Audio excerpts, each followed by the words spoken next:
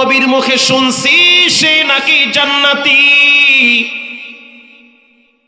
আসরের নামাজের টাইমে তার হাত চেপে ধরে বললাম, সত্য করে বলো, রসুলের মুখে শুনছি তুমি আল্লাহর জান্নাতের মেহমান হবা, কারণটা কি? তোমার ভিতরে বাড়তি কোনো আমল তো দেখলাম না। ওই সাহাবী বলল, শুনে নাও, আল্লাহর নবীর মুখে যদি শুনে থাকো আমি জান্নাতি, এটা তো আমার জন্য খুশনসিব। আল্লাহর নবী যদি এটা বলে থাকে, এটা আমার জীবনের সবচেয়ে বড় প্রাপ্য, এটা আমার জীবনের সবচেয়ে বড় খুশনসিব। তবে মনে রাখবা, বাড়তি কোনো আমল আমার জীবনে নাই। আল্লাহর জাত এবং সিফতের শপথ করে বললাম, জীবনে কোনোদিন কারো প্রতি বিন্দু পরিমাণ আমার অন্তরে হিংসা নাই। সুবহানাল্লাহ বলেন।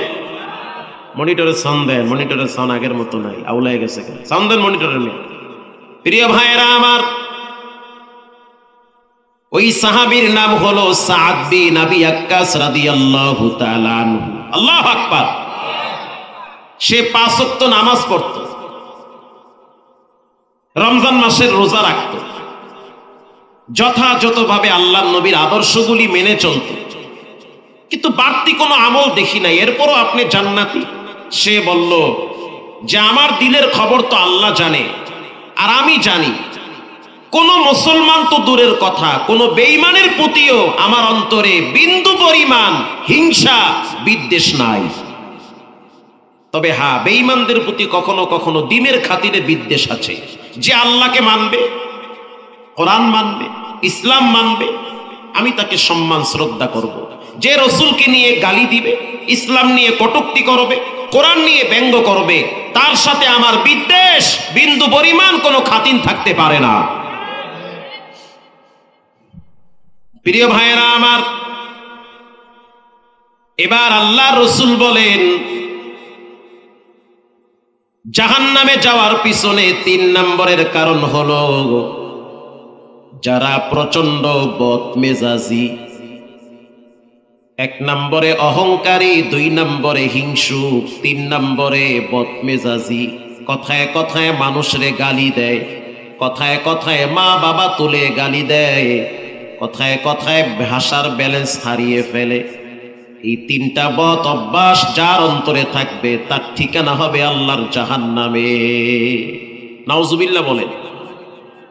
এবার আল্লাহর রাসূল বলেন, আলা উখবিরুকুম বিআহলিল জান্নাহ, আমি কি বলবো জান্নাতে কারা যাবে? সাহাবীরা বললেন, অবশ্যই বলবেন। আল্লাহর রাসূল বলেন, জান্নাতে তারা যাবে যারা সহজ সরল দিলের অধিকারী হবে। সুবহানাল্লাহ বলেন। সহজ সরল দিলের অধিকারী মানে একেবারেই সাদা দিলের মানুষ। আমাদের কুয়াকাটার পাশে একটা জেলার নাম হলো বরগুনা, নাম শুনছেন না? সেই বরগুনা একজন আল্লাহর ওলি ছিল, যার মৃত্যুর পরে কবর থেকে ঘেরান আল্লাহ সরিয়ে দিয়েছে, এলাকার সবাই জানে।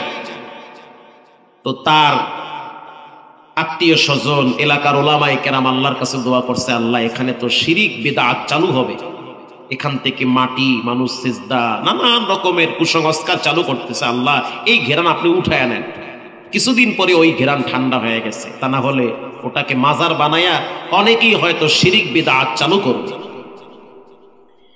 এই ব্যক্তির জীবনী আমরা পড়ছি, দাদার মুখে শুনছি, শুনে নাও রে যুবক।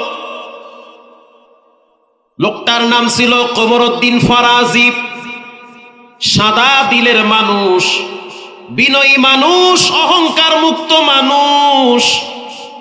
আল্লাহর কাছে বিনয়ী মানুষের মর্যাদা সবচেয়ে বেশি, অহংকার মুক্ত মানুষের মর্যাদা রবের দরবারে সবচেয়ে বেশি। এ সমস্ত মানুষদেরকে রব্বুল আলামিন কোথাও ঠেকায় না। আল্লাহু আকবার। এদেরকে আল্লাহ কোথাও ঠেকায় না, বিনয়ী মানুষদেরকে আল্লাহ ঠেকায় না। দেওয়ালে যদি পিঠ লাইগে যায়, ওখান থেকে আল্লাহ রহমতের দরওয়াজা খুলে দেয়। যারা সাদা দিলের মানুষ, কমরউদ্দিন ফরাজি বেচারায় খুব বিপদে ছিল বউ নিয়ে। বউটা বাজে খুব তেরা, কখনো কখনো বদকার স্ত্রী দিয়া নেককার স্বামীকে আল্লাহ পরীক্ষা করে, কখনো কখনো বদকার স্বামী দিয়া নেককার স্ত্রী দান করে আল্লাহ পাক পরীক্ষা করে, কখনো কখনো খারাপ সন্তান দিয়া রব্বুল আলামিন মা বাবাকে পরীক্ষা করে, কখনো কখনো সম্পদ দিয়া সম্পদওয়ালাদেরকে পরীক্ষা করে। সম্পদ হইলেই মনে করা যাবে না যে আল্লাহ বুঝি আমারে ভালোবাসে, কারণ পৃথিবীর ভিতরে কারুনের চেয়ে বড় সম্পদওয়ালা কেউ ছিল না। আল্লাহ তো কারুনকে ভালোবাসে নাই। ফেরাউনের চাইতে বড় সম্পদওয়ালা কেউ নাই। ক্ষমতা পাইলেই মনে করা যাবে না যে রব বুঝি আমারে ভালোবাসে, কারণ ক্ষমতা তো ফেরাউনকে আল্লাহ দিছে জুতার পিঠা খাওয়ায়া, নদীর পানি খাওয়ায়া, চুবায়া ডুবায়া মারছে, ঠিক না বেঠিক? ক্ষমতা কখনো কখনো রব্বুল আলামিনের পক্ষ থেকে পরীক্ষা শুরু, দেখে যে চেহারের মর্যাদা ঠিক রাখে কিনা। যদি দেখে উল্টা পাল্টা করে, জুলুম নির্যাতন করে, তখন ক্ষমতার চেহার পায়া ভেঙ্গে তছনছ হয়ে যায়। সন্তান, সম্পদ, ক্ষমতা এগুলো হলো আল্লাহর পক্ষ থেকে পরীক্ষা। তো কমরউদ্দিন ফরাজির স্ত্রী পড়ছে খুব তেরা। ছোট্ট একটা ঘরে বসবাস করত, হালাল ভাবে জীবন চালাইতো, 1 টাকাও হারাম খাইতো না। এলাকার সবাই বলতো নেককার মানুষ, জান্নাতি মানুষ, রাস্তা দিয়ে হাঁটলে টের পাওয়া যায়। ঘরের ভিতরে বসে বসে লং টাইম আল্লাহর নামের জিকিরে ঘর প্রকম্পিত করত। আল্লাহু আকবার। আপনার ঘর থেকে তো কিরণমালার আওয়াজ বের হয়, জি বাংলার আওয়াজ বের হয়, গানের আওয়াজ বের হয়, বাচ্চার পাবজি গেম আর ফ্রি ফায়ার টিকটকের আওয়াজ বের হয়। কিছু মানুষের ঘর থেকে কোরআনের আওয়াজ বের হয়, কিছু মানুষের ঘর থেকে আল্লাহর জিকিরের আওয়াজ বের হয়, জিকিরের আওয়াজ বের হয়। প্রিয় ভাইরা আমার, মাঝে মাঝে ঝড় তুফান যখন শুরু হয়, ঝড় তুফান স্টার্ট দেয় আমগো কুয়াকাটা আর মোংলা ফোর্ডের ওই কোনায় দিয়ে, কুয়াকাটার সাগরের মাঝখান দিয়ে, আর এই দিক দিয়ে টেকনাফ, কক্সবাজার, এই সাইড দিয়েই তো ঝড় তুফানে ধাক্কা বেশি মারে। কথা ঠিক না? আপনারা তো মহা শান্তিতে আছে, জামাই আদরে আছে, টের পাইতে আছেন না যে কত সুখে আছে। ওই দিক দিয়ে যখন ঠেলা দেয়, এক একজনের কলজের ভিতরে কামড় মানে না জানি আল্লাহ কোন গজব ফালায়। মজার বিষয় হলো বেচারায় ঘরের ভিতরে বৈশা বৈশা এশারের নামাজের পরে তসবিহ পড়তেছে, মানে জিকির করতেছে, সুবহানাল্লাহি ওয়া বিহামদিহি সুবহানাল্লাহিল আযীম। আল্লাহর রাসূল বলেন, কেউ যদি 100 বার পাঠ করে, তার গুনাহ যদি সমুদ্রের ফেনা পরিমাণও হয়, সেটাও মাফ করে দেওয়া হয়। এটা হাদিসে আছে। কেউ যদি এই দোয়াটা 100 বার পড়ে, সুবহানাল্লাহি ওয়া বিহামদিহি সুবহানাল্লাহিল আযীম, রাসূল বলেছেন তার পাপ যদি সমুদ্রের ফেনা পরিমাণও হয়, ওটাও আল্লাহ তাআলা গোপনে ক্ষমা করে দেয়। তো মুরব্বী মানুষ ওই জিকির করতেছে, একটু পরই ঝড় তুফানে বাড়ি মারছে। তো যখন ঝড়ে বাড়ি মারে, তখন ঘরের খুঁটি খাটা লড়ে না, বিল্ডিং ঘর না হয় লড়ে না, ভূমিকম্প হইলে টের পাওয়া যায়। কিন্তু নরমাল বাতাসে তো যাদের ঘর কাঠের, টিমের ঘর, তাদের ঘর তো লড়ে। এখন এই মুরব্বীর ঘরও লড়তে আছে। মুরব্বীর স্ত্রী বাইরে দাঁড়ায় দাঁড়ায় চিন্তা করে যে আমার স্বামীরে কি ভূতি পাইছে নাকি, বয়া বয়া জিকিরেও আছে, অথচ ঘর লড়তে আছে। বাইরে নামা বাঁশ বোস দিয়ে, ঠেন্না দিয়ে, দড়ি দিয়ে বাইন্দা ঘরটারে সাইজ করবে, এ খবর নাই। হে বয়া বয়া সুবহানাল্লাহি ওয়া বিহামদিহি এই তালে আছে। স্ত্রী জানলার ফাঁক দিয়া বলে, স্বামী আমার, বাহিরে ঝড় তুফান শুরু হয়েছে, নামেন। স্বামীর কোনো খবর নাই, সে জিব্বা লড়ায় লড়ায় পড়তেছে, আল্লাহু হাজিরিন আল্লাহু নাজিরিন। এই জিকিরে কি যে মজা, যে করে না সে বুঝতে পারে না। বোম্বাই মরিচ চেনেন? বড় বড় মোটা মোটা মরিচ চেনেন না? এটা বাদ দিয়ে অনেকে খায়, আমাকে বরিশালের মানুষ বেশি খায়, খায় আবার কান্দেও, নাক ডলে, চোখ ডলে, পানিও পরে, নাহের পানি আর চোখের পানি এক হয়ে যায়। একজন রে জিগায়, কিও ভাই খান আবার কান্দেন? খাইতেও মজা, কানতেও মজা। কথা ঠিক না ভাই? ঠিক। বোম্বাই মরিচ, খাইতেও মজা, কানতেও মজা। আল্লাহু হাজিরিন আল্লাহু নাজিরিন, ও মালিক তুমি আর আমি, আমি আর তুমি, কেউ নাই। গোপনে আমি যত পাপ করছি তোমার কাছে আমি ধরা, একটা পাপ যদি ফাঁস করে দাও লজ্জায় সমাজে মুখ দেখানো যাবে না। গোপনে আল্লাহর কাছে দোয়া করতে কি যে মজা।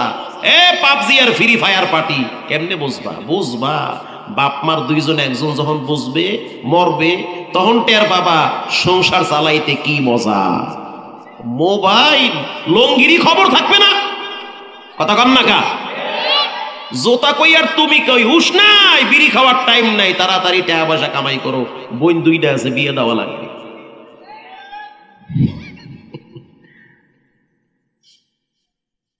কালকে ওয়াজ করছি মাদারীপুরে, তরুণ যুবকদের মাহফিল। এই যে মাহফিলটা আয়োজন করছে, যারা আয়োজন করছে বেশিরভাগ এসএসসি পরীক্ষার্থী যুবকরা। ওদের জন্য দোয়া করেন, আল্লাহ তাআলা যেন ওদের জীবনে সফলতা দান করে। আরো জোরে বলেন আমিন। তো যুবকরা আমারে বলল, হুজুর এলাকার পোলাপান এরা টিকটক বানায়, এরা মোবাইলে ক্যাসিনো খেলায়, এরা মোবাইলে জুয়া খেলায়। আমি চিন্তা করলাম এই মোবাইলে আবার জুয়া কেমনে খেলে, এটাও কি সম্ভব? কহ এটাও সম্ভব, এইটাও সম্ভব। মোবাইলে মানুষের জুয়া খেলায় না? খেলায়।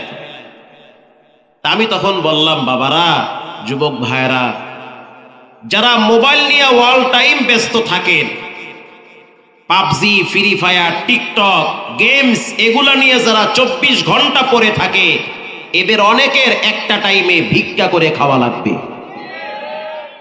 জি, আপনি বললেও ঠিক, না বললেও ঠিক। আমি অনেকের দেখছি, আমি জঙ্গলতে উঠতে আর মৌলবি না, আমি ঢাকা সিটিতে জুমা পড়াই, মতিঝিলে। আমার জুমায় মুসল্লি হয় 9 থেকে 10,000। এহেনে না হয় স্টেজে বয়ান করি লেগায় জায়গায়, হেনে তো আর লেগায় জায়গায় ওয়াজ করানো যায় না। চেহারা বুঝে ওয়াজ করি, বুঝি কোন জায়গায় কোন ওয়াজ লাগে। তা আমি তো এরকম অনেক যুবককে দেখছি, এখন পরিণাম ভালো না। কি হয়েছে? কিডনি ড্যামেজ হয়ে গেছে। বাবার বাড়ি বিক্রি করেও কিডনি ভালো করতে পারে না, এখন গোপনে গোপনে মাস্ক লাগাইয়া ভিক্ষা করে। তুরুং বুরুং বন্ধ হয়ে গেছে, হাসি মাখা চেহারায় হাসি নাই, চেহারা অন্ধকার হয়ে গেছে। এজন্য যুবক ভাইরা সাবধান, বর্তমান যুগে কিন্তু হঠাৎ ধইরা ফেলায় আল্লাহ। এই হাসি একটু বড়ই কান্না, এটা কেউ পারে না। এটা পারেন কে? এটা আল্লাহ পারে। আপনি হসপিটালে গিয়ে দেখেন, আমি তো মুগদা মেডিকেলে একবার গেছি রুগী দেখতে। আমি একা যাই নাই, মাওলানা খালেদ সাইফুল্লাহ আইয়ুবী সাহেব উনিও গেছে। বিশাল এক পয়সাওয়ালা রুগী, তো পোলায় লইয়া গেছে আব্বারে দেখাইতে, হুজুর আমার আব্বারে একটু দেখেন আর দোয়া কইরেন। পয়সাওয়ালা মানুষ না গেলেও ঝামেলা, কোন দিক দিয়ে কোন মামলা হামদায়, ঠিক গেছি দেখতে। তা আমরা মনে করছি বেচারায় অসুস্থ মানুষ বৈশা বৈশা হয়তো তসবিহ পড়বে, জিকির করবে, আল্লাহরে ডাকবে। কারণ মানুষ অসুস্থ হইলে তো আল্লাহরে বেশি ডাকে। কিন্তু এমন একটা দৃশ্য দেখলাম, আমি চিন্তা করলাম দেশে আছি না আমেরিকায় আছি। গিয়া দেখলাম চাচার এক সাইড লাগিয়ে গেছে গা, এটা লড়াইবার পারে না, এটা অটো হয়ে গেছে, শেষ, এইটার শক্তি শেষ। এই সাইড সচল আছে, ডান হাতে রিমোট, টিভির রিমোট, এই ডান হাতে টিভির রিমোট দিয়া সিরিয়াল পাল্টাইতে আছে। সুবহানাল্লাহ, আউযুবিল্লাহ না নাউযুবিল্লাহ? তো এইটাও দেখি কোন সুবহানাল্লাহ। অসুস্থ মানুষ সে আল্লাহর ডাকবে, ওইটা বাদ দিয়া টিভির রিমোট দিয়া সিরিয়াল পাল্টায়। কিছু মানুষ আছে অর্ধেক কবরে যাওয়ার পরেও ভালো হয় না, অর্ধেক কবরে গেছে গা, এরপরও ভালো হয় না। আবার অনেক তরুণ যুবককে দেখছি ক্লাস 6-এ পড়ে, 7-এ পড়ে, 8-এ পড়ে, আজান হয়ে গেলে নামাজের জন্য অস্থির হয়ে যায়। অনেক স্কুল কলেজ ভার্সিটির ছাত্র দেখছি ফজরের টাইমে মসজিদের প্রথম কাতার দখল করে দাঁড়িয়ে থাকে। তাহলে বলেন হেদায়েতের মালিক কে? আমগো কুয়াকাটায় কিছু মুরব্বীরা আছে, সবাই না, কিছু আছে, এরা গরুর দুধ বিক্রি কইরা বিড়ি কিনা খায়। তা আমি একজনের কইলাম, চাচা এই নিয়ম কই পাইছে? বাবা তুমি তো ওয়াজ করছো, ইল্লামা আকালতা ফাআফনাইতা, রাসূল বলেছেন যা খাবা তাই তোমার, এই জন্য আমরা দুধ বেচে বিড়ি খাই, খাই তো একটা। চিন্তা করছেন কোন মাসালা কই নিয়ে লাগাইছে। নামাজের টাইমে চায়ের দোকানে বসে বসে ঘন্টার পর ঘন্টা বিড়ি, টিভি, চা নিয়ে ব্যস্ত থাকে, অথচ নামাজ পড়ে না। এরাই জুমার দিন শুক্রবারে মসজিদে গিয়া জেলাফি নিয়া মারামারি করে, আর একজনে জোতা লইয়া বাইতে দৌড় মারে। কথা ঠিক না বেঠিক? এই হলো অবস্থা। আল্লাহ হেদায়েত দান করুক। আরো জোরে বলে। স্ত্রী বলে, স্বামী আমার ঝড় তুফান শুরু হয়ে গেছে, ঘর থেকে বের হও। স্বামী বলতে আছে, ঝড় তুফানের টাইমে আল্লাহকে বেশি ডাকতে হয়, এজন্য আল্লাহরে ডাকি। স্ত্রী চিন্তা করলো, না এর লাগে কথায় পারা যাইবে না। একটু পরে ঝড় আইসা আবার বাড়ি মারছে। স্ত্রী বলতে আছে সন্তানকেও, সন্তান তোমার আব্বারে গিয়া বলো ঝড় তুফান আসতেছে, বাহিরে নাইমা বাঁশ দিয়া ঠেন্না দিয়া ঘরটারে যেন টাইট করে। সন্তান বাবার কাছে গিয়া বলে, আব্বা। বাবার খবর নাই, বাবায় জিব্বা লড়ায় পড়ে, সুবহানাল্লাহি ওয়া বিহামদিহি সুবহানাল্লাহিল আযীম। সন্তান বলে, আব্বা। বাবায় জিব্বা লড়ায় পড়ে, আল্লাহু হাজিরিন। সন্তান আবার ডাক দিছে, বাবা। বাপ কয়, আব্বা আব্বা না কইয়া আল্লাহ আল্লাহ কয়। আব্বা আব্বা না কইয়া আল্লাহ আল্লাহ কয়। 100 বার আব্বা আব্বা কইলে 10 পয়সারও নেকি হইবে না। একবার যদি আল্লাহ কও, জান্নাতে একটা গাছ লাগানো হবে। তা আল্লাহ আল্লাহ কও, এত আব্বা আব্বা কইয়া ফেনা উড়াইও না। তো পোলায় বাবার ধমক হইনা মায়ের দ্বারা গিয়া কয়, বাবাই তো ফুল পাগল হয়ে গেছে। বাবাই তো ফুল পাগল। গিয়া কই, আব্বা। আব্বা কয়, আব্বা আব্বা না কইয়া আল্লাহ আল্লাহ কর। স্ত্রী ধমক দিয়া বলতেছে, কিও দরবেশি দেহার জায়গা পাও না? ঝড় তুফানের লাগে কি দরবেশি, বাইরে নামো। আচ্ছা আপনি বল, আপনারা বলেন, বইয়ের লাগে কি পীরগিরি চলে? কথা কন না কা? বইয়ের লাগে কি বুজুর্গি চলে? হে তো বউ। যতই দরবেশি দেখায়, বউয়ের ধারে গেলে সবাই ঠান্ডা। কথায় কথা আসে, থানবীর কথা মুস্কি হাসিতে। পিশাব বউরে কইতে আছে, এত মানুষ আমার কাছে আসে ফু নিতে, তুমি তো কোনোদিন কইলে না যে স্বামী আমার একটা ফু দিয়ে দাও। কথা কি বুঝতেছেন? তার মানে সবাই আমারে পিশাব মানে, বউ পিশাব মানে না। বউ আমারে পীর কয় না। এত মানুষ আসে আমার কাছে ফু নেওয়ার জন্য, আমি ফু দিয়ে দেই, তুমি করো কি? এই দুঃখ আমি রাখবো কই যে আমার বউ আমারে পীর মানতে চায় না। একদিন সকালবেলা স্ত্রী উঠান ঝাড়ু দিতে আছে। উঠান চিনেন? উঠান ঝাড়ু দিতে আছে। পিশাব বারান্দায় বয়া রয়েছে, রোদ পোয়াইতে আছে। এখন বউ উঠান ঝাড়ু দেয় আর উপরের দিকে ছায়া ছায়া আসে। পিশাব জিগাইতে আছে, কি আজকে তো খুশি খুশি লাগতে আছে যে তুমি খালি পীর পীর কও, ঘোড়ার ডিমের পীর তুমি? আজকে একটা সেই রকম পীর দেখছি, ঘোড়ার পীরে চইরা উড়তে আছে আকাশে। এইটা না কয় পীর, তুমি কোন ছাতার পীর? পিশাব কইতে আছে, সত্য কইটা কও, দেখছো তো? কহ দেখছি। পিশাব কইতে আছে, এইটাই তো আমি। আমি মোরা কাবার হালতে ওখানে গেছি গে। বউ কইতে আছে, দেখো কথা, সত্য কইটা কও, তুমি কহ এটা আমি। আমি পিশাব মোরা কাবার ভিতরে ওখানে গেছি গে। বউ কইতে আছে, হ এর লেগে দেখছি এরকম বেহা হইয়া যাইতে আছে। তার মানে ভুল আছে না নাই? আপনি যত বড় পিশাব হন, বইয়ের দ্বারে দোষ আসি, দোষ শেষ নাই। স্ত্রী বলতে আছে, স্বামী আমার ঝড় তুফানের সাথে দরবেশি চলে না, বাহিরে নাইমা দড়ি দিয়া বাঁশ দিয়া ঠেন্না দিয়া ঘরটারে সোজা কর। কমরউদ্দিন ফরাজি খাঁটি একজন আল্লাহর ওলি, জিব্বা লড়ায় বলতে আছে, ও বিবি আমার শুনে নাও, যেই ঝড় তুফান শুরু হয়েছে এটা কি তোমার বাবাই দিছেনি? কয় না, দেয় নাই। দিছে কে? আল্লাহ দিছে। তো হে আল্লাহরই তো আমি ডাকতে আছি। সুবহানাল্লাহ বললেন না? এই যে ঝড় তুফানে ঘর লড়ে, এটা কি তোমার আব্বাই দিছে? কয় না। দিছে কেডা? আল্লাহ দিছে। আরে পাগল, আমি তো এই আল্লাহরই ঠান্ডা করতে আছি। এই হলো কোমরউদ্দিন ফরাজি।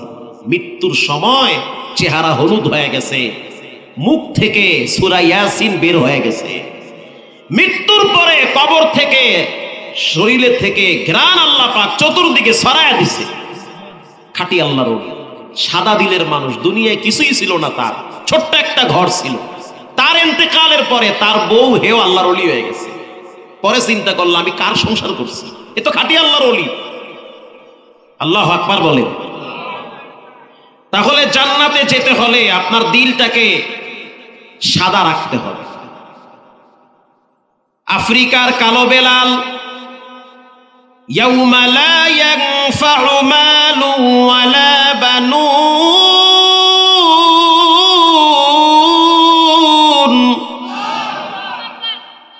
ইল্লা মান আতাল্লাহা বিকলবিন সালিম।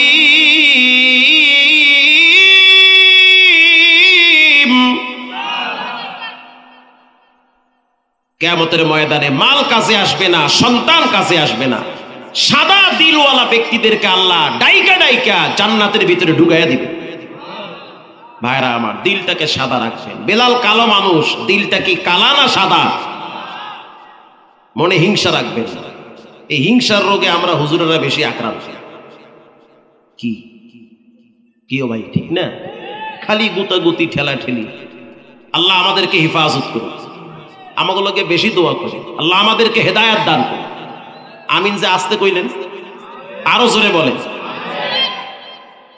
কারণ একজন আলেমের দ্বারা 10 জন মানুষ ভালো হয়, আবার একজন আলেমের দ্বারা 10টা মানুষ খারাপ হয়। টাকার বেন্ডিল পাইলে ফতুয়ার মাসালা ঘুরাইয়া দেয়। যেমনে আছে এমনি মিল্লা জিল্লা, চলো 2000 টাকা আমার দিও, খাইয়া লইয়া দয়া করবো নি, যাও গা। আল্লাহ তাআলা এই হিংসার রোগ থেকে আমারে আগে আল্লাহ হেদায়েত দান করুন। আমিন বলেন। দোয়া চাই আপনাদের কাছে, আল্লাহ আমাদেরকে হেফাজত করুক, হেদায়েত করুক। আমিন। হিংসা মারাত্মক রোগ। কুল ইন কুনতুম তুহিব্বুনাল্লাহ ফাত্তাবিউনি ইউহিব্বুকুমুল্লাহ ওয়া ইয়াগফির লাকুম যুনুবাকুম ওয়াল্লাহু গফুরুর রহিম। আল্লাহকে যদি ভালোবাসতে চান, রসুলকে ভালোবাসতে হবে।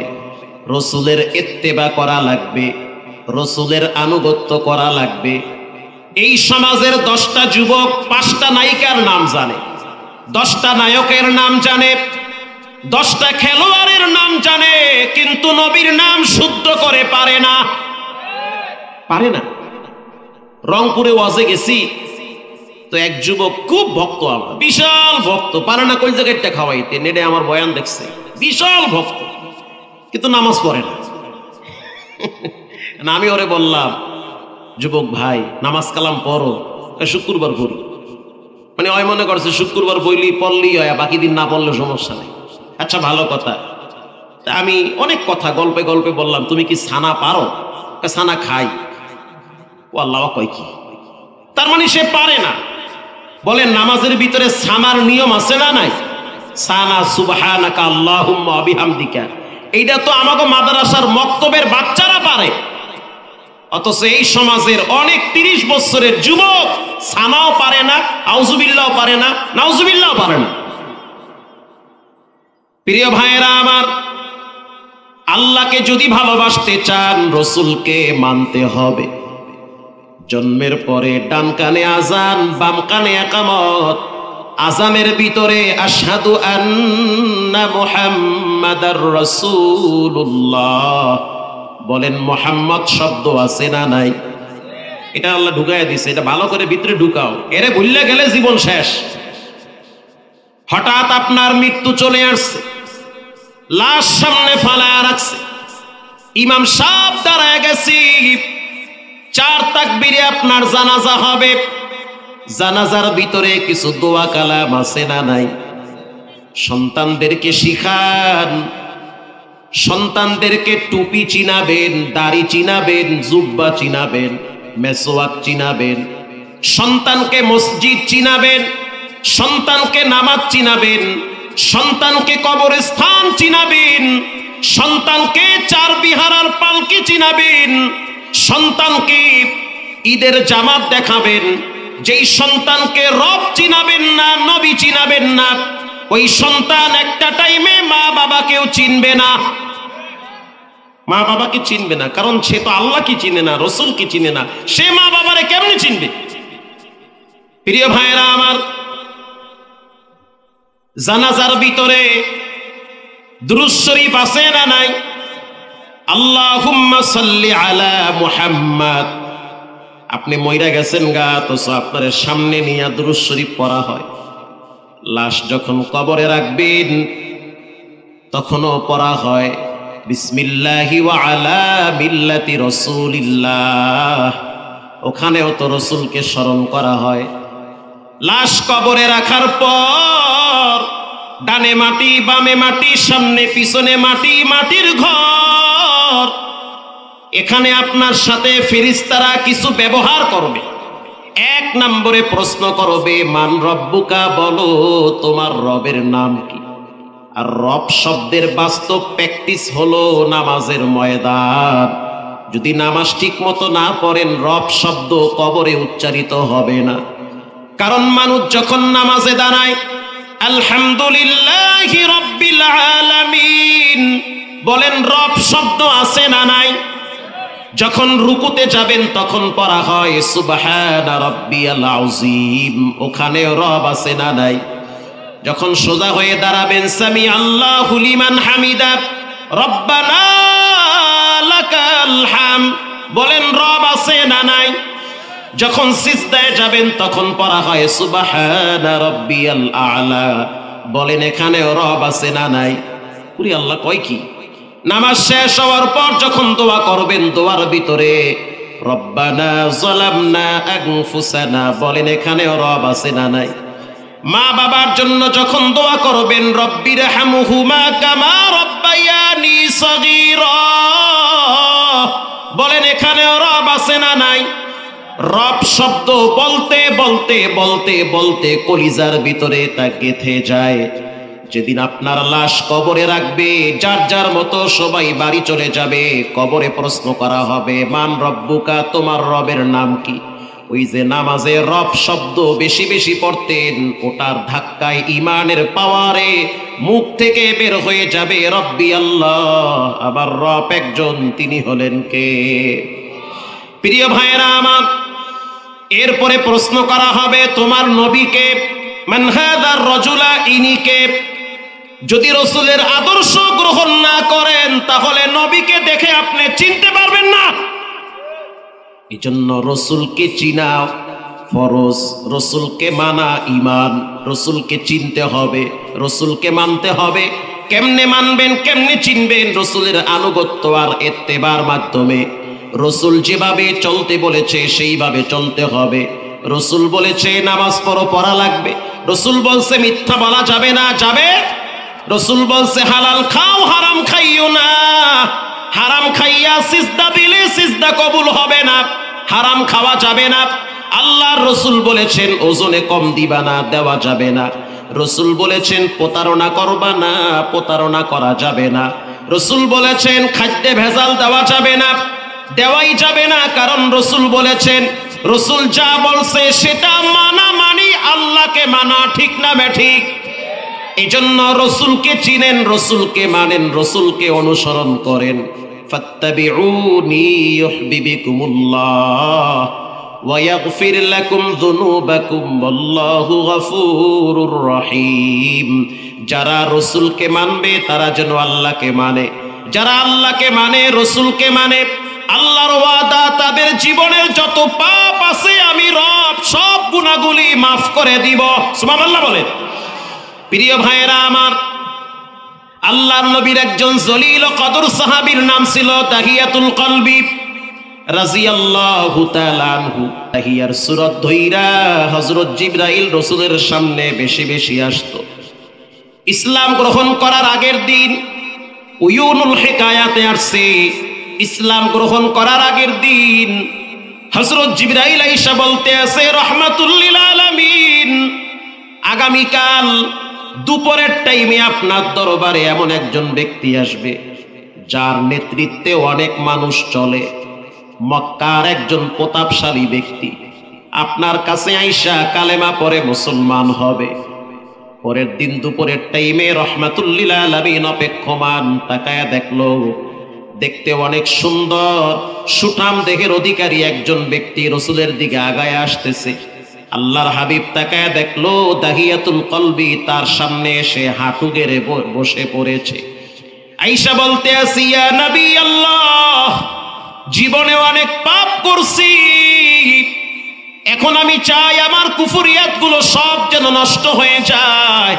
আমি আপনার হাতে হাত রেখে কালেমা পড়ে মুসলমান হতে চাই। আল্লাহর হাবিব তাকে কালেমা পড়ায়া ইমানদার বানায়া দিল। দাহিয়াতুল কলবি হাতিমে কাবার কোনায় বসে বসে কাঁদতেছে। আল্লাহর হাবিব বলে, দাহিয়াতুল কলবি, ঈমান কবুল করেছো, কিসের কারণে তোমার চোখের অশ্রু ঝরে? মা ইউবকিকা ইয়া দাহিয়াতুল কলবি, কেন কাঁদো, কি হয়েছে? তোমার চোখের অশ্রু বায়া বায়া দাড়ি ভিজে মাটি স্পর্শ করে। দাহিয়াতুল কলবি বলে, ইয়া নবী আল্লাহ, একটা কারণে আমার দিলটা এখনো ভেঙ্গে তছনছ হয়ে আছে।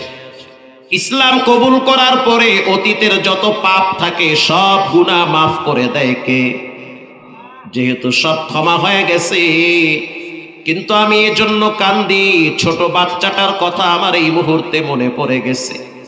ওগো আল্লাহর হাবিব, আমি বুঝতে পারছি আল্লাহ আমাকে মাফ করবে, কিন্তু আমার জীবনে আমি এমন একটা ঘটনা ঘটাইছি, নিজের হাতে আমি আমার বাচ্চাটারে হত্যা করছি, ওই গুনাহ কি রব্বুল আলামিন ক্ষমা করবে? আল্লাহর হাবিব বলল, দাহিয়াতুল কলবি, তোমার মুখে সেই ঘটনা শুনতে চাই। আল্লাহু আকবার। দাহিয়াতুল কলবি বলে, ইয়া নবী আল্লাহ, আমার কাজ ছিল শামে আর ইয়ামেনে। আমি একজন ব্যবসায়ী মানুষ, বিজনেসম্যান। ব্যবসার উদ্দেশ্যে মাঝে মাঝে শাম দেশে আমি চলে যাইতাম। আরব দেশে তদানীন্তন সময় যদি কারো কন্যা সন্তান হইতো, ওই কন্যা সন্তান হওয়াটাকে কুলক্ষণ মনে করত, এটাকে বদনসিব মনে করত। কন্যা সন্তান গুলারে বাবাই নিজের হাতে জিন্ত দাফন করে ফেলত। প্রিয় ভাইয়েরা আমার, দাহিয়াতুল কলবি বলে, ইয়া নবী আল্লাহ, আমি যখন সফরে গেলাম, যাওয়ার আগে আগে দেখলাম আমার স্ত্রী প্রেগনেন্ট হয়েছে, গর্ভবতী। আমি আমার স্ত্রীকে জানায়া দিলাম, যদি আমার কন্যা সন্তান হয় তাহলে আসার পর যেন আমি সেই সন্তানের মুখ না দেখি। আমি যেভাবে দাফন করি সেইভাবেই তুমি কন্যা সন্তানকে দাফন করে রাখবা, এটাকে রাখার কোনো সুযোগ নাই।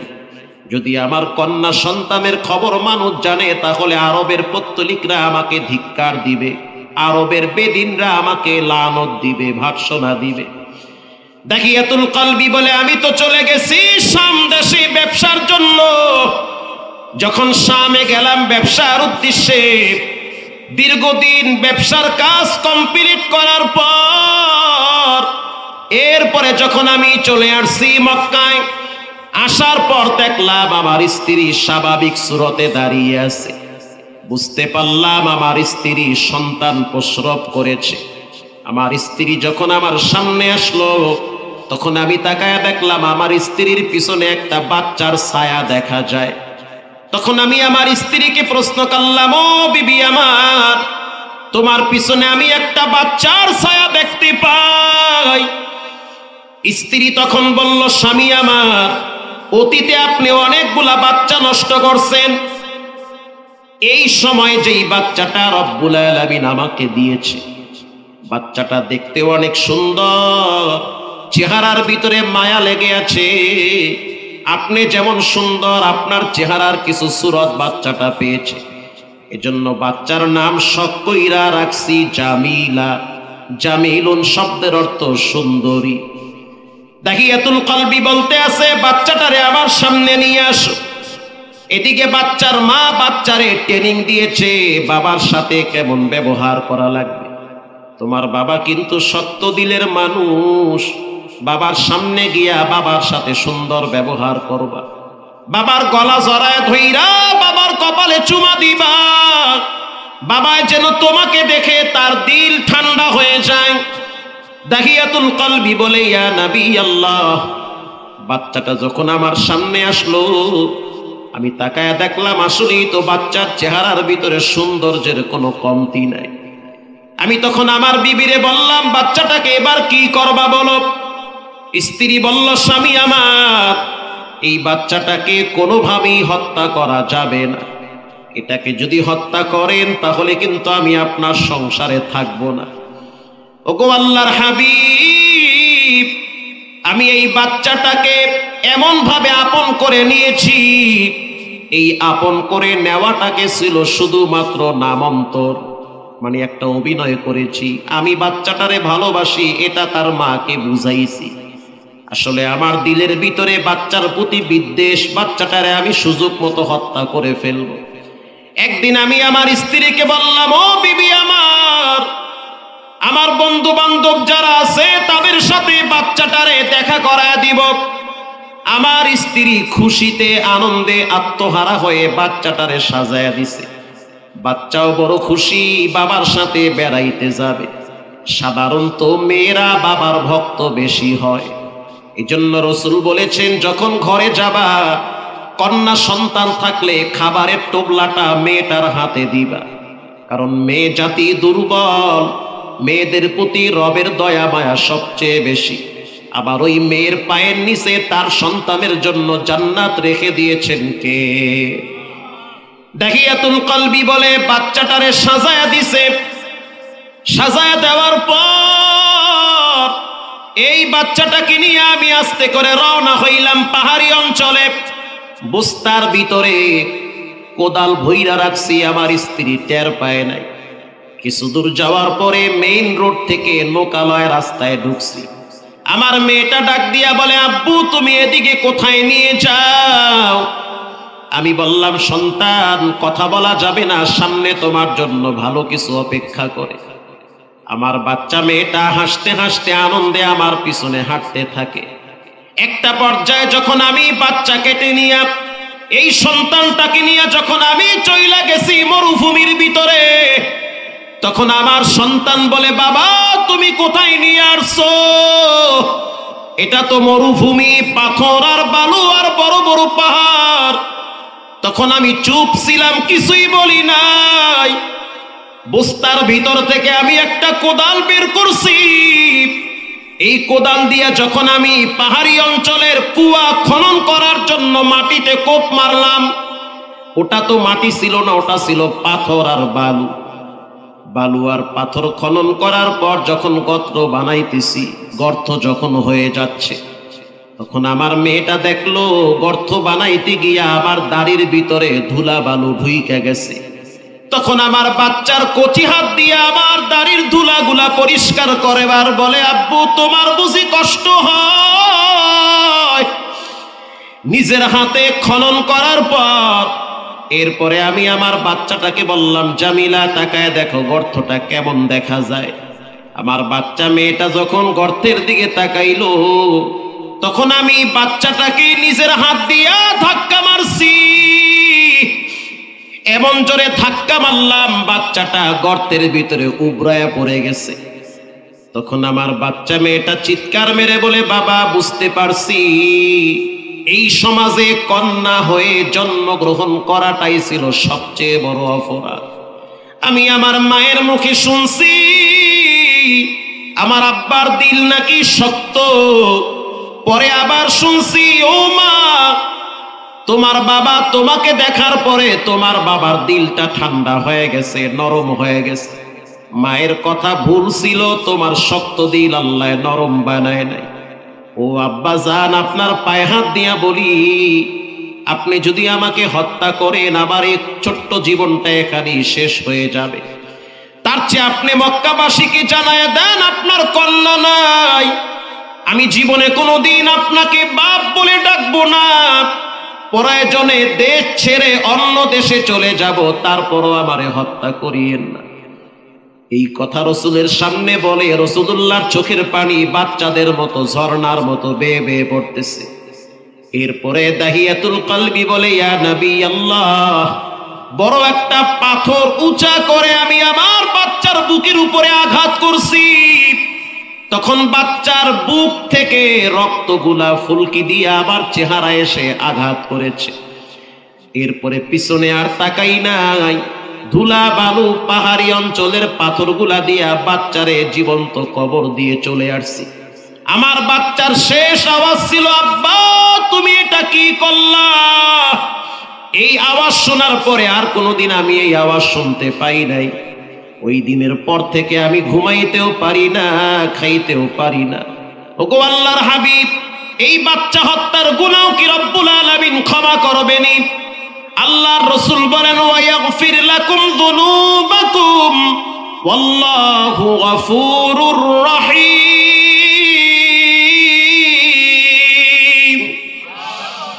আল্লাহর মতো দয়াময় কেউ নাই। আত-তাইবু মিনায যামবি কামান লা যামবা লা, যে তওবা করে সে বাচ্চাদের মতো নিষ্পাপ হয়ে যায়। বাচ্চা হত্যার গুনাহ রব্বুল আলামিন ক্ষমা করেছে।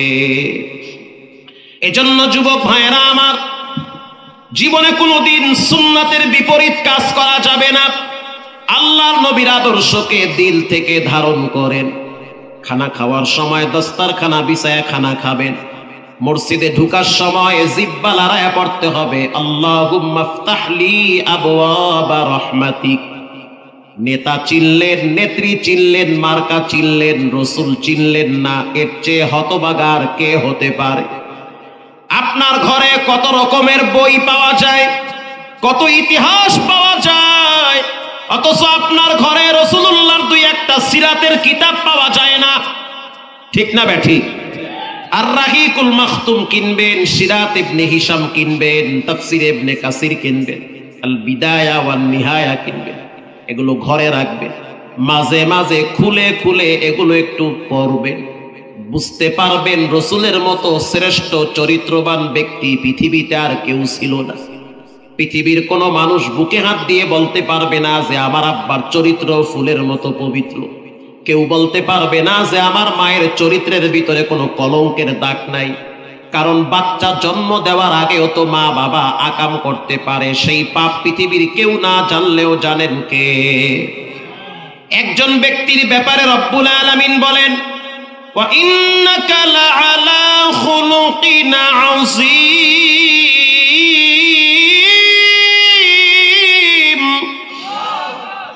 আল্লাহর নবীর চরিত্র হলো সর্বোত্তম চরিত্র। পৃথিবীর ভিতরে কোনো মানুষ এমন নজির নাই যে রাস্তা দিয়ে হাঁটলে রোদের ভিতরে মেঘের খণ্ড আইসা ছায়া দেয়। কিন্তু আপনার আমার নবী যখন রাস্তা দিয়ে হাঁটতো, মেঘের খণ্ড আইসা রোদের ভিতরে তাকে ছায়া দিত। দুনিয়ার মানুষ ঘামাইলে গন্ধ বের হয়, বুখারী শরীফের হাদিস।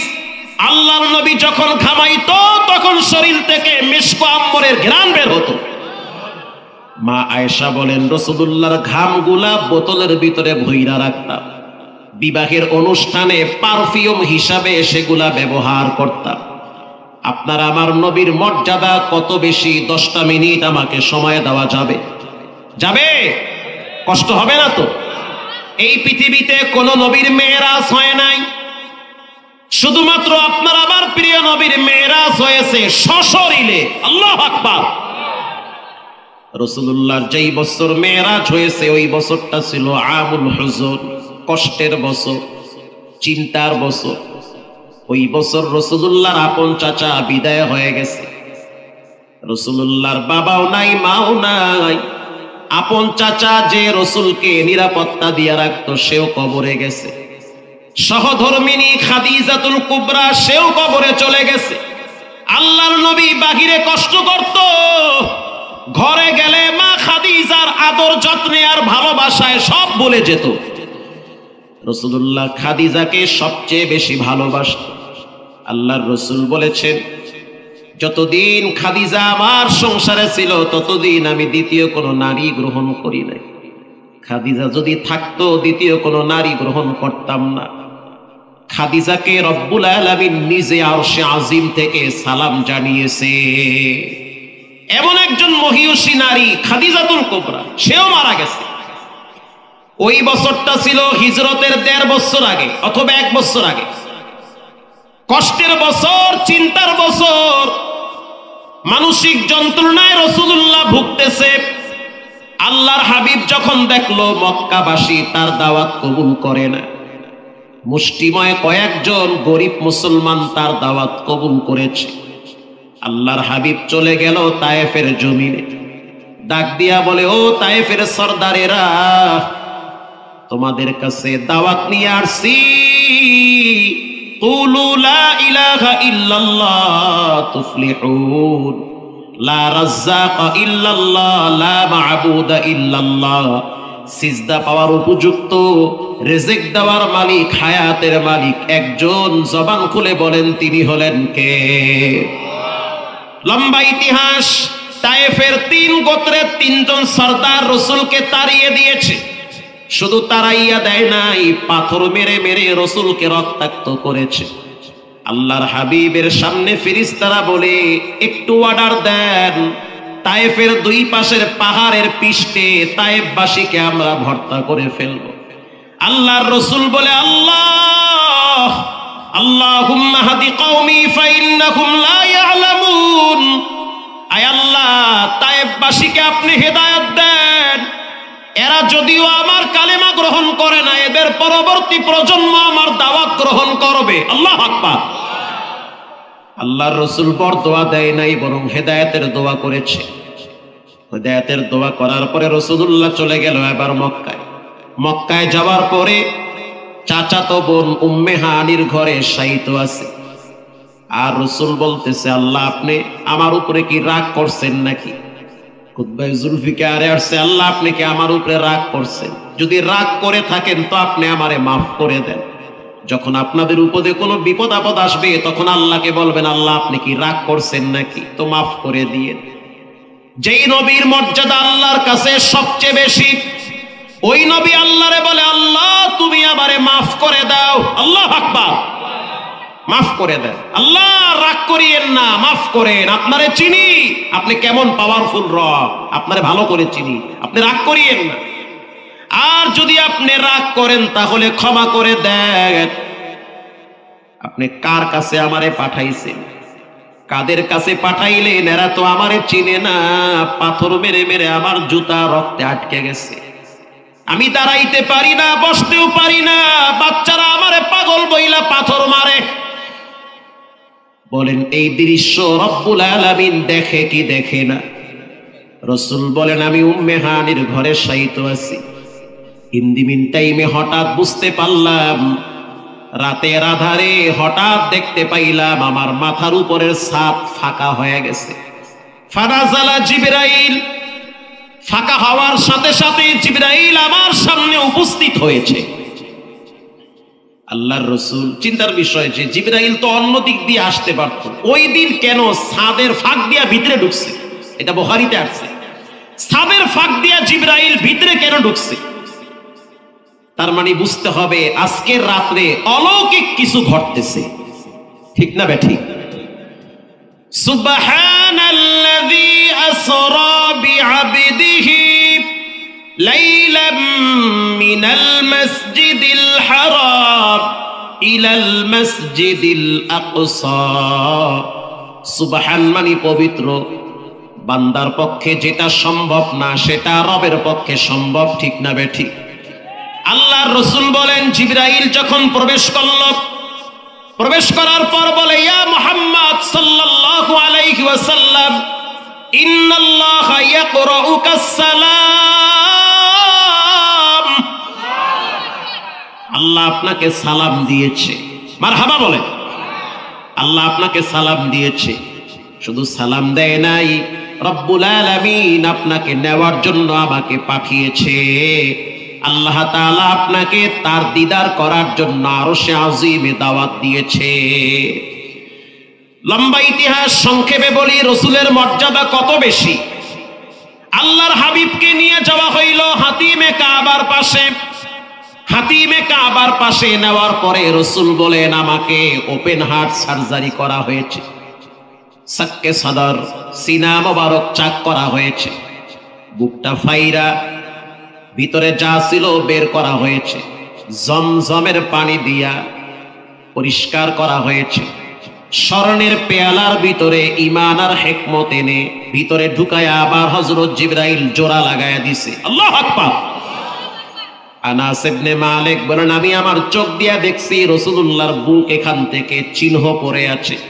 হযরত জিবরাইল যে রাসূলুল্লাহকে অপারেশন করেছে, কুদরতি অপারেশন, ওপেন হার্ট সার্জারি, ওখান থেকে বিজ্ঞান আবিষ্কার করেছে বুক ফাড়ার পরেও মানুষকে বাঁচানো সম্ভব।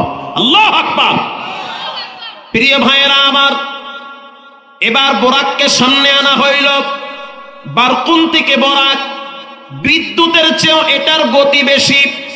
বোরাক একটা প্রাণীর নাম। হযরত জিবরাইল এই প্রাণীটাকে জান্নাত থেকে নিয়ে আসছে রাসূলকে নেওয়ার জন্য। আল্লাহর রাসূল বলেন, আমি তাকায়া দেখলাম বোরাকের পিঠের উপরে চমৎকার একটা বিছানা বিছানো। আমি যখন বোরাকের পিঠে উঠবো, ইন দি মিন টাইমে বুঝতে পারলাম বোরাক খুব লাফালাফি করতেছে, অস্থিরতা ফিল করতেছে। জিবরাইল বলতে আছে, বোরাক, তোমার পিঠে এমন একজন ব্যক্তি বসবে যেই ব্যক্তি রবের পরে সৃষ্টি জগতের সবচেয়ে শ্রেষ্ঠ ব্যক্তি, শ্রেষ্ঠ নবী তোমার পিঠে উঠবে। কেন তুমি এমন? আল্লাহর রাসূল বলেন, আমি তাকায় দেখলাম বোরাক লজ্জায় ঠান্ডা হয়ে গেছে। এরপরে আল্লাহর নবী বোরাকের পিঠে উঠলো, এক টানে নিয়ে গেল বাইতুল মুকাদ্দাসে। মাঝখানে কয়েকটা জায়গায় ব্রেক করেছে, লম্বা ইতিহাস। বাইতুল মুকাদ্দাসে নেওয়ার পর আল্লাহর হাবিব বলেন, আমি তাকায় দেখলাম ওখানে অনেকগুলা প্রাণী বাঁধা আছে। হযরত জিবরাইল একটা পাথরের উপরে আঙ্গুল দিয়ে গুতা মারছে। আল্লাহু আকবার। আঙ্গুল দিয়ে যখন আঘাত করছে, আঘাত করার সাথে সাথে পাথরটা ছিদ্র হয়ে গেছে। যেই বোরাকের পিঠে আমরা সফর করছি সেই বোরাকের একটা লাগাম ছিল। যুগের ভাষায় বলি, প্রত্যেকটা পোষা প্রাণীর গলায় দড়ি আছে না নাই? তো ওই দড়িটা ছিদ্র দিয়া ভিতরে ঢুকায়া বাইন্ধা রাখছে, বোরাক যেন ভাগতে না পারে। আল্লাহর রাসূল বলেন, এরপরে আমাকে বাইতুল মুকাদ্দাসে ঢুকানো হয়। আমি ভিতরে ঢুইকা দেখি ১৬ লক্ষ নবীরা সেখানে দাঁড়ায় আছে। ইমামতির মুসাল্লা খালি। এক নবী আর এক নবীর দিকে তাকাইয়া আছে, কে ইমামতি করবি? হযরত জিবরাইল বলে, আজকের ইমামতি করবেন একমাত্র আপনি। যান, আপনার জন্য মুসাল্লা খালি আছে। আজকে আপনি সমস্ত নবীদেরকে পিছনে রাইখা, সমস্ত নবীদেরকে মুসল্লি বানাইয়া আজ আপনি ইমামতি কইরা রব্বুল আলামিন আপনাকে আজ থেকে ইমামুল মুরসালিনের টাইটেল লাগায় দিবে। ইমামুল আউয়ালিন আল আখিরিন, বাহারে সাদকা রাহমাতাল লিল আলামিন। সমস্ত নবীদের ইমাম আল্লাহ আপনারে বানায় দিছে। নামাজ শেষ হয়ে গেল, সবার সাথে মুসাফা হইল, আমাকে বের করে আনলো। জিবরাইল আমার সামনে দুইটা পেয়ালা নিয়ে আসছে। একটা পেয়ালায় হলো মদ, আর একটা পেয়ালায় হলো দুধ। একটা পেয়ালায় হলো দুধ, আর একটা পেয়ালায় মদ। একটা পেয়ালায় দুধ। বলুন, একটা পেয়ালায় কি কি আর একটা পেয়ালায় কি? আল্লাহর রাসূল বলেন, দুইটা আমার সামনে রাখছে, শুনে নাও। জিবরাইল বলতে আছে, কোনটা নিবেন নিতে পারেন, হয় দুধ না হয় মদ। আল্লাহর রাসূল বলল, আমারে দুধ দাও, মদ আমার লাগবে না। আল্লাহু আকবার। হযরত জিবরাইল বলেন, আপনি সঠিকটাই গ্রহণ করেছেন। যদি আজকে আপনি মদ নিতেন তাহলে আপনার উম্মতেরা গোমরা হয়ে যেত। আল্লাহর রাসূল বলেন, আমি যখন দুধ গ্রহণ করলাম, এরপরে আমাকে বোরাকে আবার উঠানো হলো। আর এক বর্ণনা আসছে, সিঁড়ি লাগায় দেওয়া হয়েছে। এক টানে নিয়ে গেল প্রথম আসমানে। আল্লাহু আকবার। প্রথম আসমানে যাওয়ার পরে হযরত জিবরাইল নক করছে, এই দারোয়ান, খুইলা দাও। একটা মানুষ যত বড় হোক, কারো বাসায় ঢুকার আগে মালিকের পারমিশন নেওয়া লাগে। কথা কন না, ফট কইরা ঢুকা যাবে না। কখনো কখনো মায়ের রুমে ঢুকতে পারমিশন লাগে। এটা কোরআনের কথা। মিন ক্বাবলি সালাতিল ফাজর ওয়া হিনা তাদউনা, এরকম একটি আয়াত আছে 18 নম্বর পারায়। কখনো কখনো ভাই বোনের রুমে ঢুকতে পারমিশন লাগে। যেমন বোন ঘুমিয়ে আছে, বোনের বয়স 14 বছর, 15 বছর, 16 বছর, যুবতী বোন শুয়ে আছে, ফট কইরা আপন ভাই বোনের রুমে ঢুকতে পারবে না, নিষেধ। কথা কন না কা? এটা শিখতে হইলে মোল্লার কাছে আওয়া লাগে, এটা শিখতে হলে কোরআনের কাছে আসতে হবে, আলেমদের কাছে আসা লাগবে। এই ভদ্রতা শিষ্টাচার ঘরে নাই, ঘরে বাপ পোলায়া নাতি মিল্লা বয়া বয়া কিরণমালা দেহে। সন্তান মায়ের রুমে ঢুকতে হলে পারমিশন লাগবে। কখন? যখন মা ঘুমাতে যাবে, ওই সময় মায়ের রুমে ঢুকতে গেলে পারমিশন লাগবে। ফজরের টাইমে সন্তান যখন মায়ের রুমে যাবে পারমিশন নিবে, কারণ মায়ের কাপড় চোপড় ঠিক নাও থাকতে পারে। কথা কন না কা? ও যুবক শুনে নাও, এই শিক্ষা যদি পাইতে হয় তোমাকে কোরআনে আসতে হবে, নবীর আদর্শ পড়া লাগবে। কখনো কখনো বোন ভাইয়ের রুমে ঢুকবে পারমিশন নিয়া, কারণ বোনের এমনও হতে পারে যে ভাই লঙ্গি পইরা হইয়া রইছে, লঙ্গি মাথায় আর হের খবর নাই। ওই সময় যদি বোন ঢুকে, লজ্জার বিষয়। ইসলাম এখানেও ভদ্রতা শিখাইছে।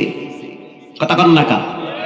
সন্তান মায়ের রুমে যাবে, ছেলের বয়স 14 বছর, ও পাক না, ও সব বুঝে, ও পাইকে গেছে 9 বছরের সময়, যেই কায়দায় মোবাইল তিনাতে ঠেলে। কথা কন না কা? ও তো আরো আগে পাইকে গেছে গা। মায়ের রুমে ঢুকার আগে অনুমতি নিবে, সন্তান বাবার রুমে ঢুকার আগে অনুমতি নিবে। অনুমতি নেওয়া লাগবে। হতে পারে বাবা এমন ভাবে শুয়ে আছে, বাবার কাপড় ঠিক নাই, এটা ভিন্ন আলোচনা। কোন বাড়িতে ঢুকার সময় পারমিশন নেওয়াটা হলো ভদ্রতা, শিষ্টাচার, এটা হলো আদব। ঠিক না বে ঠিক? হযরত জিবরাইল প্রথম আসমানে গিয়ে নক করছে, এই আসমানের দারোয়ান, গেট খুলো। ভিতর থেকে আওয়াজ কে? আনা জিবরাইল। সাথে কে? মুহাম্মাদুর রাসূলুল্লাহ সাল্লাল্লাহু আলাইহি ওয়াসাল্লাম। কদ বুইসা ইলাইক, আনার জন্য পাঠানো হয়েছে। কি প্রশ্ন? জিবরাইল, তোমাকে আনার জন্য কি পাঠানো হয়েছে? কাকে আনার জন্য? মুহাম্মাদুর রাসূলুল্লাহ, তাকে আনার জন্য কি পাঠানো হয়েছে? জিবরাইল বলে হ্যাঁ। আল্লাহর রাসূল বলেন ফাফুতিহা লানা, বলার সাথে সাথে প্রথম আসমানের দরজা খুলে দিছে। আল্লাহর রাসূল বলেন প্রথম আসমানে ঢুইকাই দেখতে আছে বাবা আদম নবী বসে আছে। সুবহানাল্লাহ নাই? আল্লাহর রাসূল বলেন আমি তাকায় দেখলাম আদম নবী ডাইনে তাকাইলে হাসে, বামে তাকাইলে কাঁদে। এটা হাদিসের কথা, এটা মুহাদ্দিস যারা আছে সবাই জানে। ডাইনে তাকাইলে হাসে, বামে তাকাইলে কাঁদে। ও আব্বা আদম, কেন ডাইনে তাকাইলে হাসেন, বামে তাকাইলে কেন কাঁদেন? আব্বা আদম বলে ডাইনের সন্তানগুলো নেককার, ডাইনের সন্তানগুলা দিনদার, ডাইনের সন্তানগুলা নামাজিওয়ালা, এরা আমার নেককার সন্তান, এদের দিকে তাকাইলে আমি খুশি হই। বামের সন্তানগুলা হলো বদকার সন্তান, এরা নামাজ পড়ে না, কোরআন পড়ে না, ইসলাম মানে না, দিন মানে না, এদের দিকে তাকাইলে কষ্ট লাগে, এরা হলো জাহান্নামী। লম্বা কথা। আল্লাহর রাসূল বলেন আদম আলাইহিস সালাম আমার জন্য দোয়া করলো। চলে গেলাম দ্বিতীয় আসমানে, জিবরাইল নক করলো। ভিতর থেকে আওয়াজ কে? বলে আনা জিবরাইল। সাথে কে? মুহাম্মাদুর রাসূলুল্লাহ সাল্লাল্লাহু আলাইহি ওয়াসাল্লাম। কদ বুইসা ইলাইক, আনার জন্য পাঠানো হয়েছে। বলে হ্যাঁ। রাসূল বলেন ফাফুতিহা লানা, দ্বিতীয় আসমানের দরওয়াজা খুলে দেওয়া হয়েছে। আল্লাহর রাসূল বলেন আমি ভিতরে ঢুইকা দেখতেছি আপন দুই খালাতো ভাই, দুইজনই নবী, ঈসা আলাইহিস সালাম, ইয়াহইয়া আলাইহিস সালাম, দুইজনে সেখানে অবস্থান করে। সুবহানাল্লাহর পাওয়ার বাড়ায় দেন। শীতের ভিতরে সব জুমে গেছে, কেন সুবহানাল্লাহ আউযুবিল্লাহ। আরো জোরে বলেন সুবহানাল্লাহ। কষ্ট হয় আপনাদের? খিচুড়ি দিয়ে দিব? প্রিয় ভাইয়েরা আমার, লম্বা টাইম আমার জন্য দোয়া করলো। চলে গেলাম তৃতীয় আসমানে। আল্লাহর রাসূল বলেন তৃতীয় আসমানে যাওয়ার পর দরওয়াজায় নক করলাম, ফাফুতিহা লানা। রাসূল হাইসে দিয়া বলে যে এত সুন্দর ব্যক্তি মনে হয় সারা পৃথিবীর সৌন্দর্যকে আল্লাহ দুইটা ভাগ কইরা অর্ধেক সৌন্দর্য আল্লাহ ইউসুফ নবীরে দান করছে। আমি চায়া রইছি এত সুন্দর, ওরে সুবহানাল্লাহ। লানা শামসুন ওয়ালিল আফাকি শামসুন ওয়া শামসি খায়রুম মিন শামসিস সামা ফাইন্নাশ শামসা তাতলু বা'দা ফাজরিন ওয়া শামসি তাতলু বা'দাল ইশা।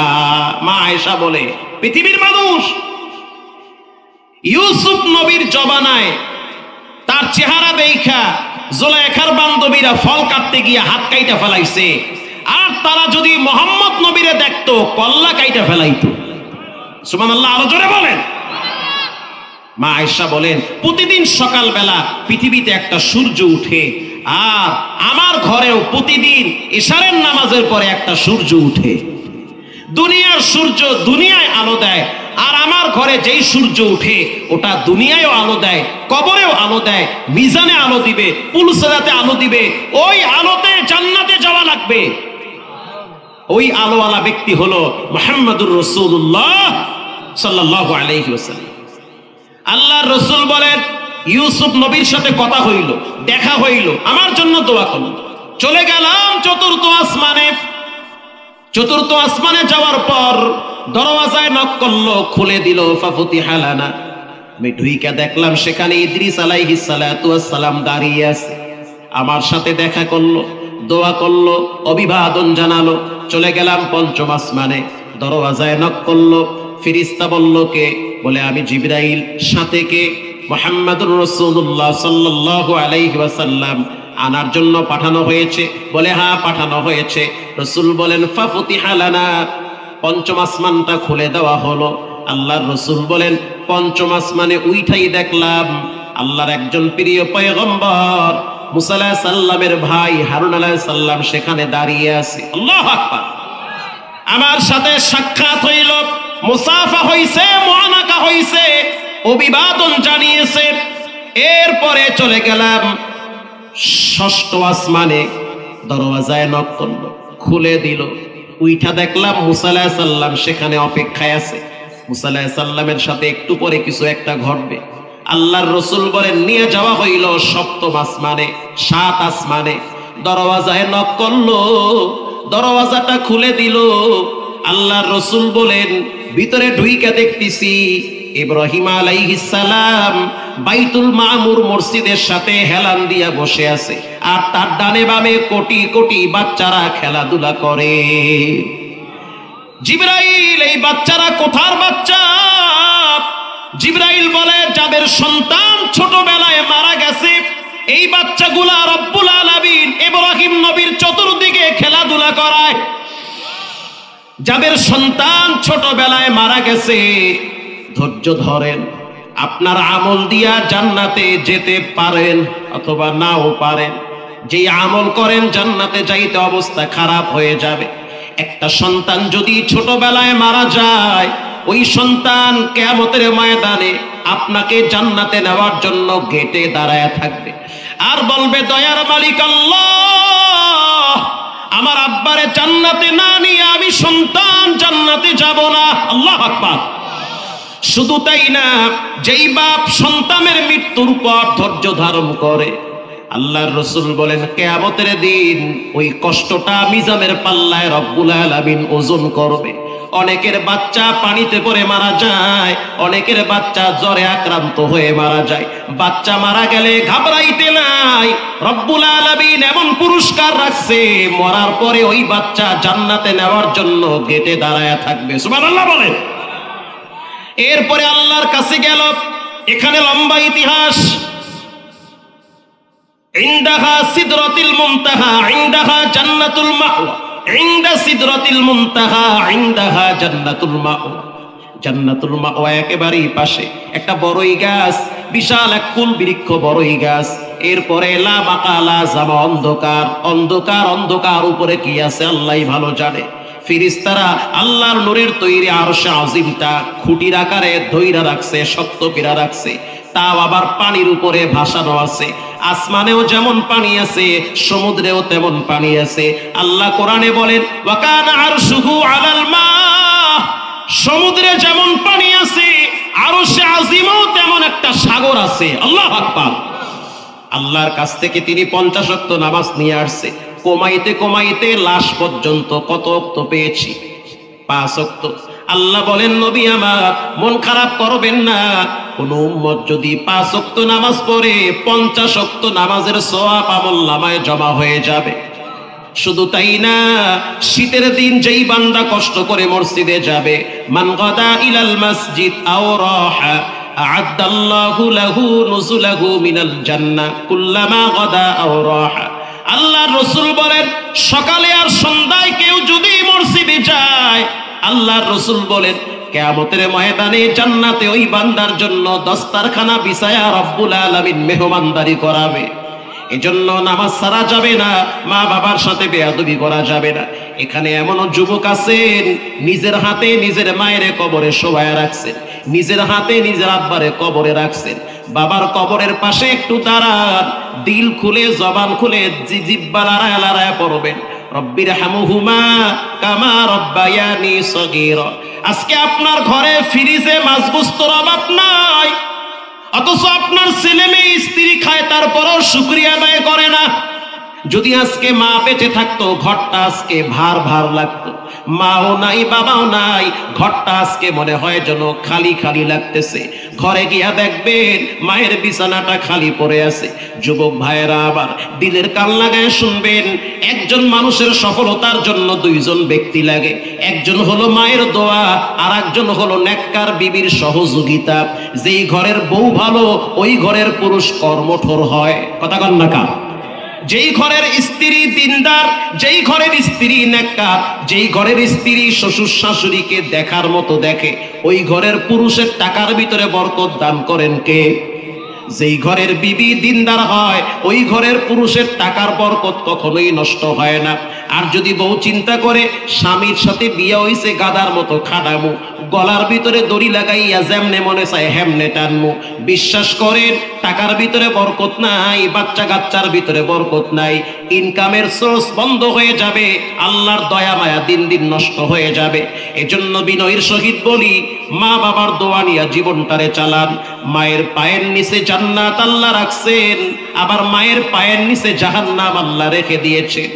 গরম দ্বারা, আগুন দ্বারা যেমন মানুষ ভাত পাকায় খাইতে পারে, আবার আগুন দ্বারা মানুষের ঘর বাড়ি সব জ্বলে পুড়ে ছারকার হয়। এখানে এমনও মায়ের সন্তান আছে যে কিনা ঈদের সময় স্ত্রী সন্তানের জন্য মার্কেট করেন, অথচ মায়ের জন্য চাইলেও করতে পারেন না, কারণ মা কবরে শুয়ে আছে। বিনয়ের সহিত বলি, অনুরোধ করে বলি, আল্লাহর ঘর মসজিদের জন্য 10টা মায়ের সন্তান চাই, 10 জন, একজনও কম না। প্রথমে একজন বলবেন, হুজুর আমি 1000